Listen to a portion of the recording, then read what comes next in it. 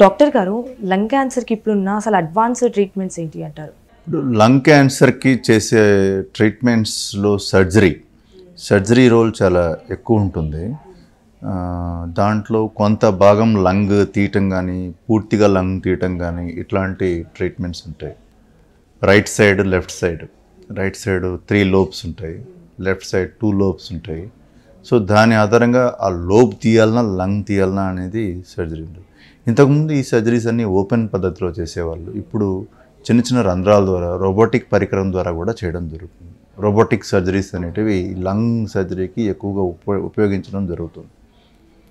దానివల్ల అడ్వాంటేజ్ ఏంటంటే ఆపరేషన్ చేసేటప్పుడు లంగ్ యొక్క రక్త సరఫరా చుట్టూ ఉన్న లింఫ్ నోడ్స్ అనేటివి ఎక్కువగా క్లియర్ చేయటం వల్ల ఆపరేషన్ అయినప్పుడు మనకు వచ్చే బయాప్సీ రిపోర్ట్లో లింఫ్ నోడ్స్ అనేటివి ఎక్కువ వస్తాయి.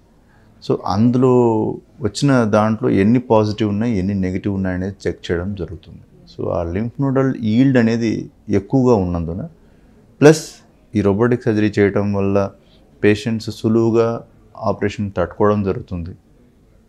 1-2 డేస్లో డిశ్చార్జ్ అవ్వడం జరుగుతుంది. సో వాళ్ళ రికవరీ చాలా ఫాస్ట్గా ఉంటుంది. సో ఇందువల్ల రోబోటిక్ సర్జరీ అనేది ఈ మధ్య ఈ లంగ్ సర్జరీస్కి ఎక్కువగా ఉపయోగించడం జరుగుతుంది.